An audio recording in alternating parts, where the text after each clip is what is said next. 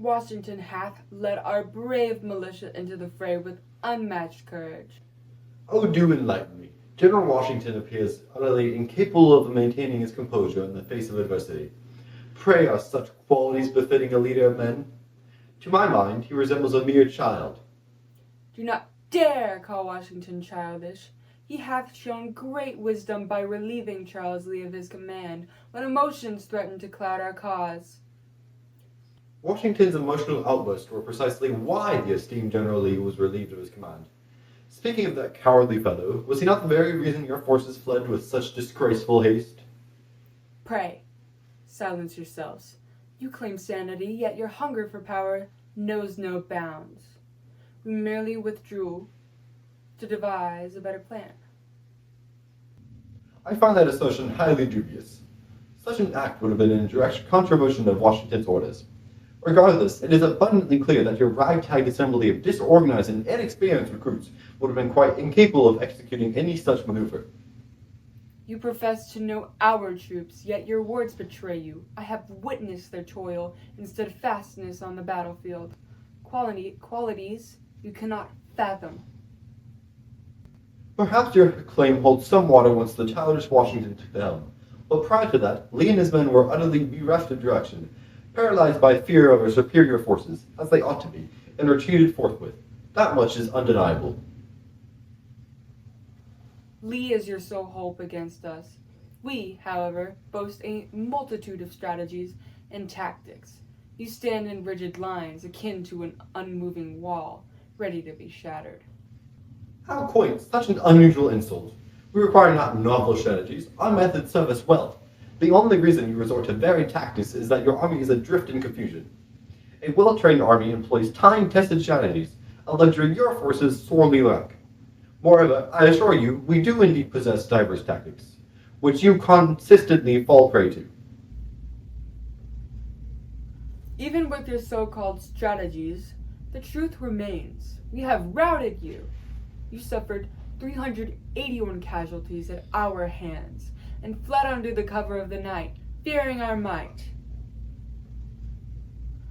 Yet your army is literally lacking in intellect. They were ensnared by the simplest routes known to the military. No force shall ever surpass the might of the British army. Indeed, we have proven our strength, and all you do is belittle us, for you know not how to find joy. Your breath reeks of contempt.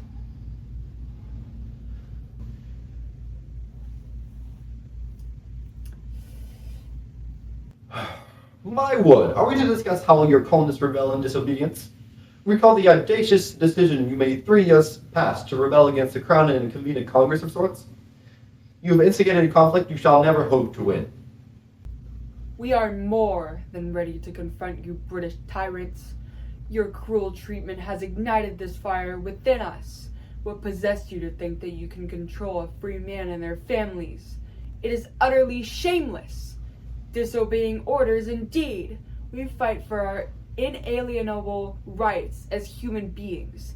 Your purpose is to dehumanize us. We as colonists could have scarcely survived, let alone prospered, without the benevolence and resources of the British. It is only just that the crown maintains some measure over the colonies. You commenced a war against a formidable empire over trivial and, dare I say, entirely justified regulations. What were you thinking launching such a futile campaign against a legion of trained soldiers with naught but unseasoned civilians? Are you so blind? Yes, we once relied on the British resources, but we shall no longer bow to your oppressive rule.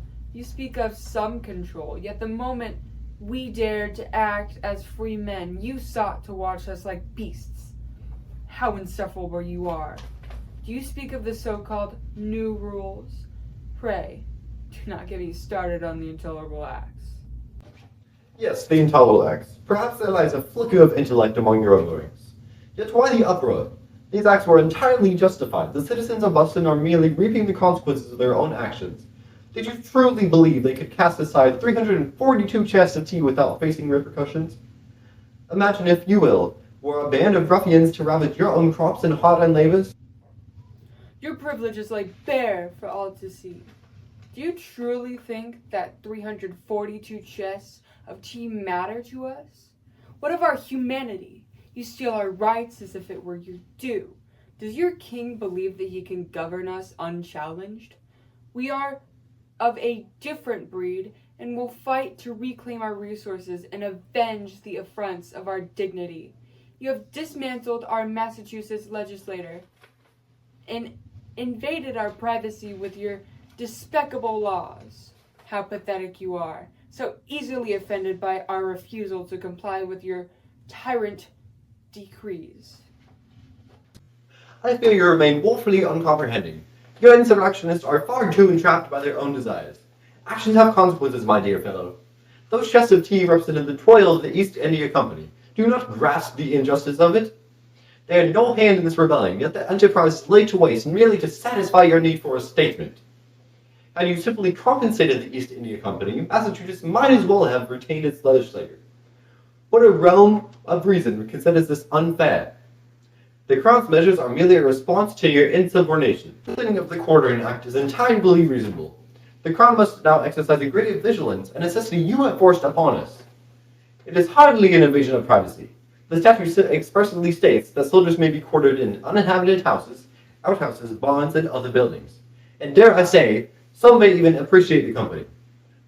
Consider this letter we received from one of our dear loyalists. One sec, sorry. Before we get to this, the letter, I just wanted to say, do not trust anything this newspaper says if you happen to come by it. I don't know who's publishing this, but this is full of lies. It's saying that the intolerable acts were an invasion of privacy. Like, as it just stated, it states in the act that the soldiers have to stay not in your house, but in an inhabited house, barns, outhouses. But, I already said this. I'm not going to repeat myself, but just don't listen to this. You see this and avoid it. See, look at all these lies. It's insanity. Actual insanity. Must have been what this rebel was going off of for all of his points. To the people within the colonies, I, Catherine Hale, do pen this missive to expound upon the reasons for my steadfast loyalty to our sovereign. Regardless of the tumultuous events that have transpired, these so-called patriots have ignited flames and desecrated our abodes. I would not wish such a tarnished image to be cast upon my name, particularly knowing that they have dared to defy our gracious king. Those who proclaim themselves patriots are indeed misguided. No mortal holds greater supremacy than our king. It is a profound honor to be counted amongst the loyalists, to bow in reverence before the king, the mightiest ruler upon this earth. We loyal subjects are deeply beholden for the blessings bestowed upon us by His Majesty, and we shall ever pledge our allegiance to him. With the king as our guide, we are assured a life of prosperity that is most assuredly worthwhile. His bounty supports us, and I cannot fathom why these patriots would dare to turn against him. They seem utterly ungrateful for the life that the king provides. It is a source of great embarrassment to know some who have cast their lot with the patriots. I could not abide such a reputation marred by the actions of others. I hold firm in the belief that our economic standing is vastly superior. When the colonists sought to establish the First Continental Congress, I deemed them quite mad. One must rely upon the king, for he alone possesses the wisdom to lead us. Observe how splendidly he has guided us, we loyalists. I am convinced that in the end these patriots shall rue the day they oppose the crown. Their transgressions against us and the king shall not go unpunished. As for the acts imposed upon the patriots, I fail to comprehend their fervent discontent. The Quartering Act is in fact a reasonable measure. I would welcome its provisions. At times, I find myself quite lonely, for my husband Daniel Hale is oft engaged in his labors. While I appreciate his diligent toil on our behalf, it would be a comfort to have companionship. Additionally, I lament my inability to bear children, a sorrow that deepens my yearning to care for another. In my view, this act serves as a benevolent gesture for those in similar straits. Such ungratefulness from the Patriots only highlights their failure to recognize our generosity. Moreover, I perceive the wisdom in the Townshend Act. It is lamentable that these patriots engage in smuggling and may harbor contraband. This legislation is a prudent measure enacted by the king. These miscreants are up to no good. Such a disreputable image shall never tarnish the loyalists. These patriots are indeed a lawless bunch. My husband, Daniel Hale, and I, Catherine Hale, shall remain forever loyal to our beloved king. Under British rule, we are assured a path of certainty. We loyalists comprehend the righteousness of our cause, whilst the patriots are clearly in error. Their actions are outrageous, and I am most ashamed of their folly. I thank thee for thy attention to my humble words. Yours in loyalty, Catherine Hale. I stand with fellow patriots who feel uneasy in their own homes, haunted by the oppressive Quartering Act. Allow me to share a letter from a brave soul who dared to voice their outrage at your actions. To whom it may concern, I, Amelia van den Burg, do proclaim with steadfast resolve that I shall ever call myself a patriot. Those who dare label themselves as loyalists must surely be bereft of reason. The First Continental Congress, I deem, is a most suspicious assembly, as I stand resolutely opposed to the abominable and intolerable acts.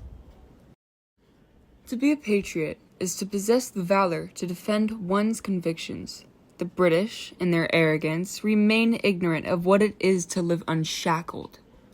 Their only resource lies in the imposition of burdensome taxes upon us. They demonstrate naught but a profound misunderstanding of governance, governing a populace who ought to enjoy liberties and self-determination, rather than submit to dictation from afar. The enactment of the Intolerable Acts was not but a desperate stratagem to maintain dominion over those who inhabit the colonies, and it has, in truth, resulted in their utter failure against the resolve of the First Continental Congress. To believe such oppressive measures could quell our righteous discontent is a folly of the highest order. King George III's fury arises from our success in forging our own destinies, independent of his capricious reign across the vast ocean. It is the duty of those who reside within our colonies to dictate the manner in which we govern our lives and the manner in which we are taxed, not an enraged monarch who knows not our circumstances. The notion that we should heed his commands is an absurdity, echoing the very madness that resides in his own mind. As for the imposition of quartering troops, I find this decree most outrageous. To suggest that soldiers should invade our homes, expecting shelter and deference, is among the king's most ludicrous notions. It is a preposterous burden thrust upon us by a ruler seeking to retaliate against those who have dared to liberate themselves from his tumultuous grasp. As the eldest sister in my family, I deem it utterly insane that my younger siblings should live in dread of soldiers merely because one man has declared it so. I cherish my siblings and strive to provide for them. The audacity of a soldier demanding refuge within our dwelling speaks volumes of the disdain with which the British regard their subjects. We, as colonists, shall no longer endure this flagrant disrespect. I shall not permit my kin, nor any fellow patriots, to live in fear of those who have shown themselves incapable of governing us effectively. We know our stance. It appears the British are in dire need of guidance to reclaim their rightful ground. Yours in liberty, Amelia van den Burg.